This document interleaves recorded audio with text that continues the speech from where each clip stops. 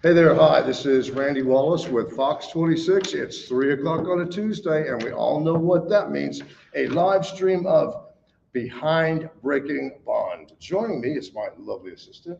Andy Kahn, Director of Victim Services, and you can see I got a new haircut for the new year, so hope you enjoy. And we are going to have upcoming episodes where we do beauty and beauty tips, and he's going to have a clothing line where, you know, it will all be black. Spoiler alert. No hair dryers for me. We've been, as all you faithful viewers know, we've been doing an ongoing series, Breaking Bond, for more than a year now, correct? We started, I want to think, officially in November of, was it 20? Yeah, yes. Wow. And we had done dozens of stories before then. And again, the whole premise of it is this kind of phenomenon where we've seen since what, late 2018, 2019? Yeah, Crime Stoppers actually first kind of exposed this issue in October 2019, and we did a press conference here. We started seeing a trend of defendants who've been repeatedly released on multiple felony bonds that were getting out to reoffend. So we started noticing this way before you ever heard of the term COVID. Right, that's very true. And also too, just to be clear, there is a federal mandate when it comes to misdemeanor bonds. They have to give PR bonds to misdemeanor defendants. That's not the case in felony courts. There is no federally mandated thing that says you have to do this. Judges pretty much just took it upon themselves. It's totally discretionary, the bottom line. And that's what we're seeing, what's happening. It's under a federal court order for misdemeanors. For most defendants charged with misdemeanors, you're either going to get out on a PR bond or a general order bond. In felonies, though, that's not the case. However, that's what we've seen that's happening, and that's why we've been doing these shows. Right, and if you're troubled by this, if you feel that letting repeat violent offenders out on multiple felony bonds is contributing to crime, which I think we can all agree it is. I mean, if this is a situation that you want to see stopped, you're going to have the ability this year because it's election year. Now, on March the 1st is the primary.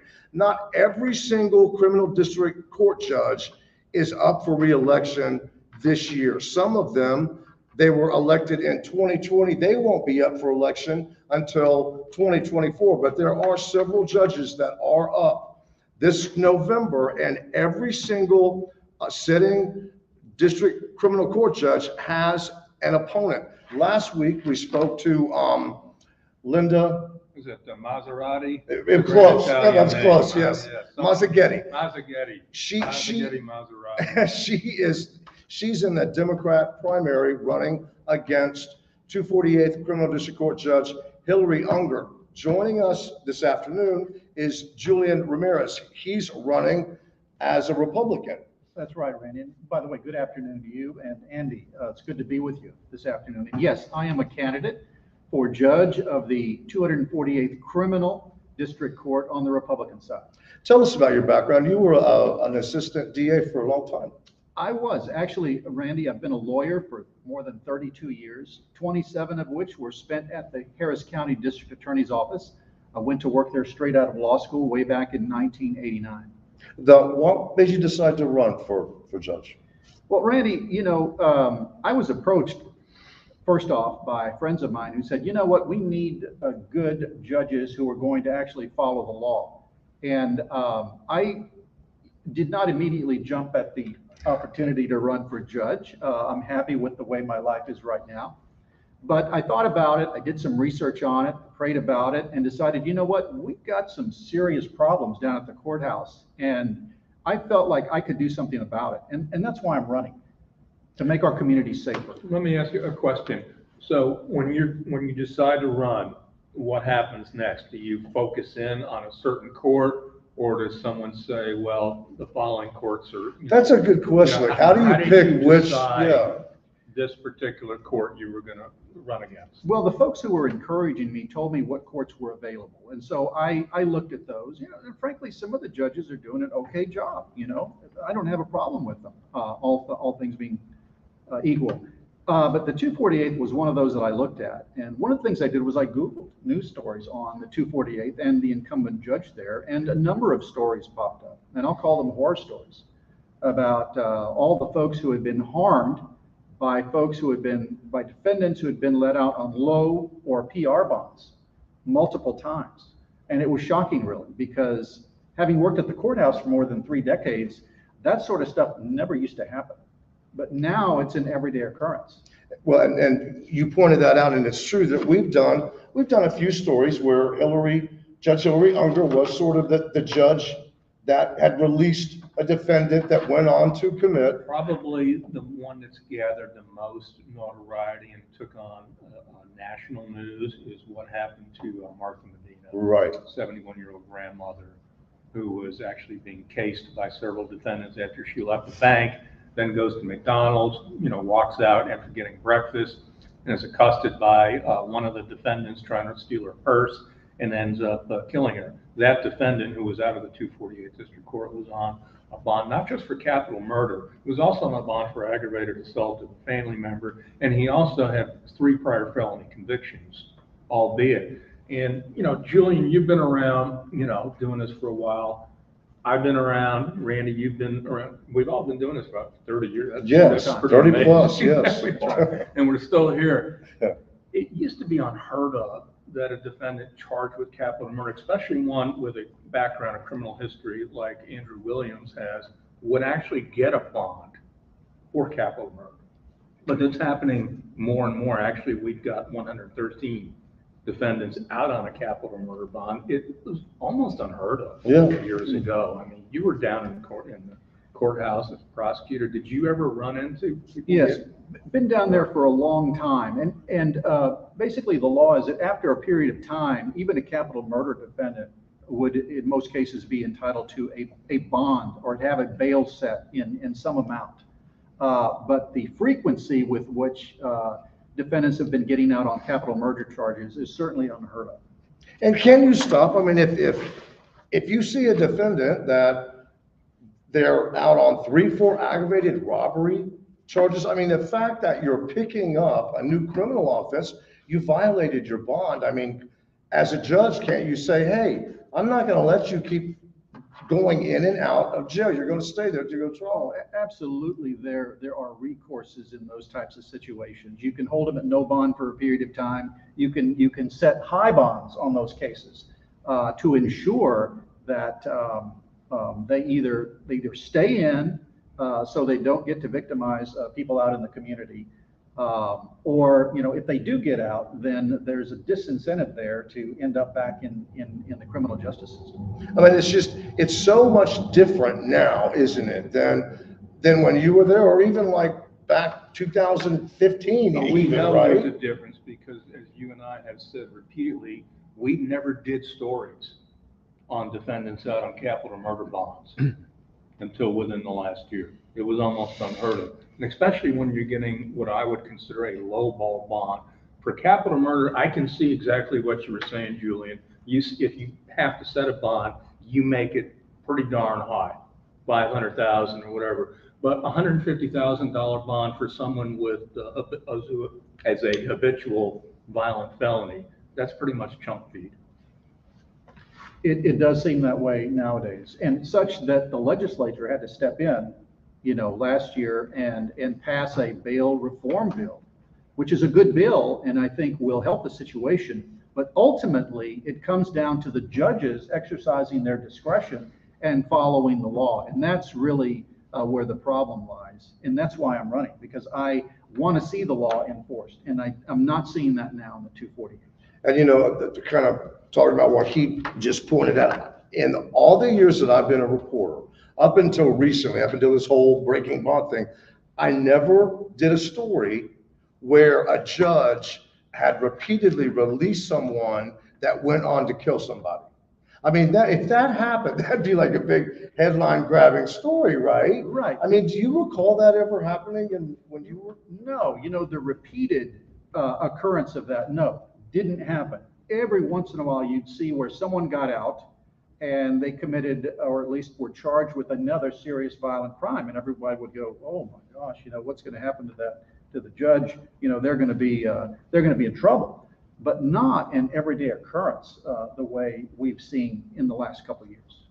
I mean, obviously something has to change, doesn't it? I mean, we keep calling it the revolving door at the courthouse, but that's almost what it is. Well, they're in and out so fast that. right. And unfortunately, the change is going to have to come at the ballot box. You know, I believe Doug Griffin with the Houston Police Officers Union was interviewed recently, and he said, you know what? If you want to make a change in the criminal justice system, you have to go vote. Yes, that's true. I mean, there were some things that happened in the legislative session, but nothing like what we were hoping was going to take place. No, I mean, one of the things that failed was that we did have a constitutional amendment we were hoping Texas voters would get a chance to weigh in on, and that basically would have allowed judges discretion, and that's a key word, discretion, not to grant bond to defendants charged with certain violent crimes. And I believe the sitting judges, ones that'll still talk with me, said we need something like that. We need the tools, because there are cases that we do want to deny bond, but we can't because we're statutorily required to set a bond.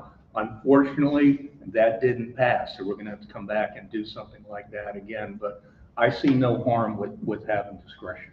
And I think that this election, for probably the first time ever, I think that the criminal district court judges, those are going to be big races. Those are going to be races that people are looking at, where I think before this, people would go, to the ballot and it would be like, well, do I recognize a name, or I'll vote Republican, or I'll vote Democrat, or I think this time is when people are really going to be looking at these judge races because of all the stuff we've been talking about. I can tell you how I know they're going to be the fact that you actually have opponents for incumbent judges in a primary. That is so unusual. That's right. Yes. It is unusual for the incumbent judge to be primaried, as she has been in her own party in this election. And of course, on the Republican side, we have candidates, in some instances, multiple candidates for all of the judicial races. Yeah, every single criminal district court judge race has every judge has an opponent, at least one. That's right. That's right. And I'm shocked, Andy, not really shocked, but disappointed that there are some judges that won't talk to you.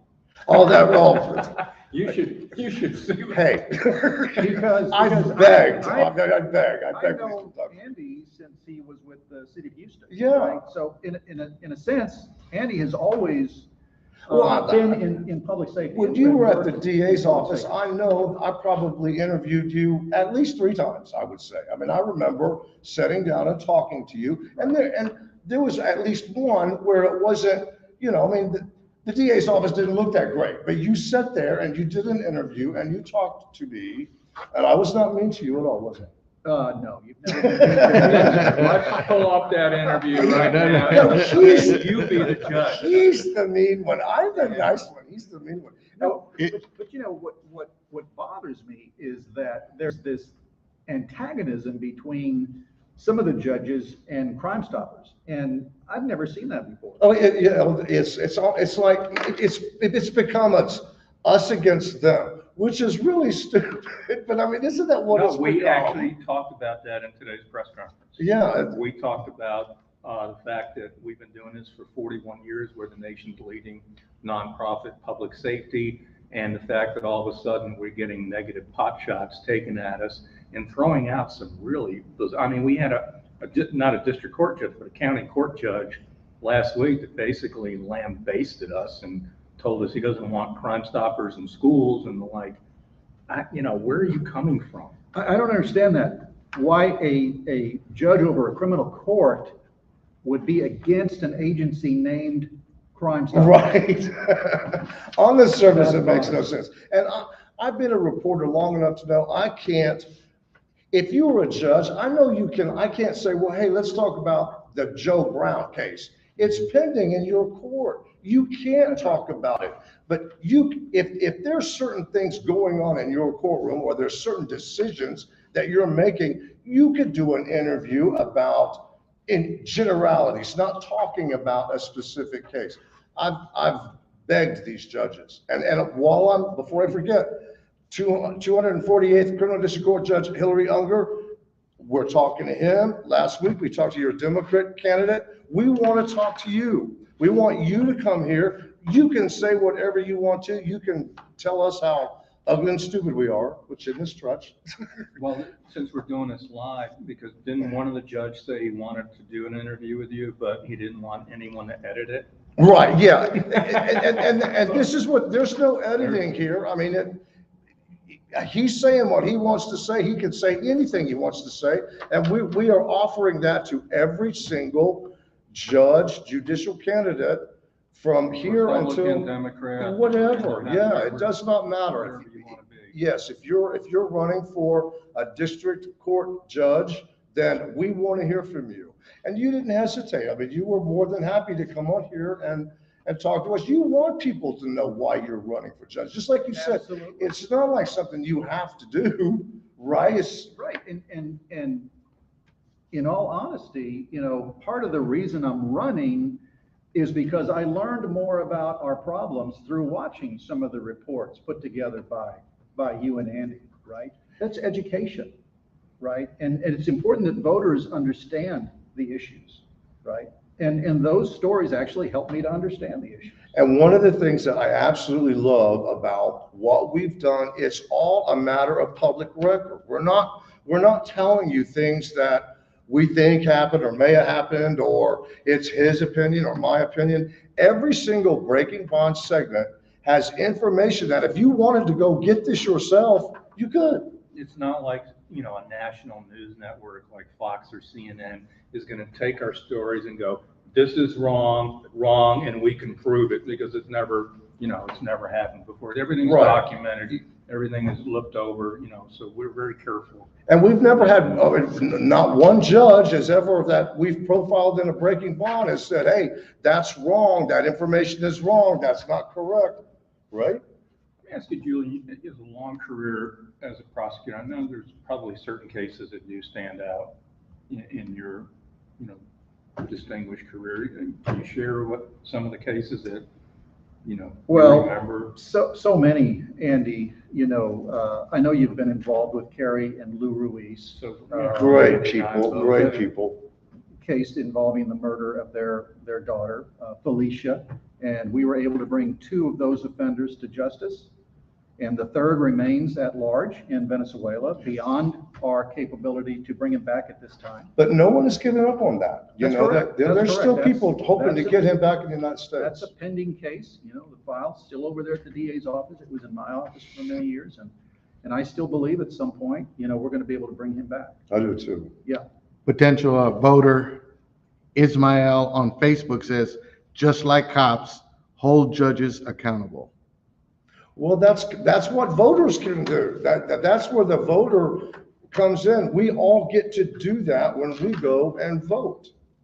And that's really the only thing that ordinary citizens have at their disposal is the ballot box. That's right. So they need to turn out, they need to do the research, do the homework on the candidates, and then come out and vote on the issues that are important to them.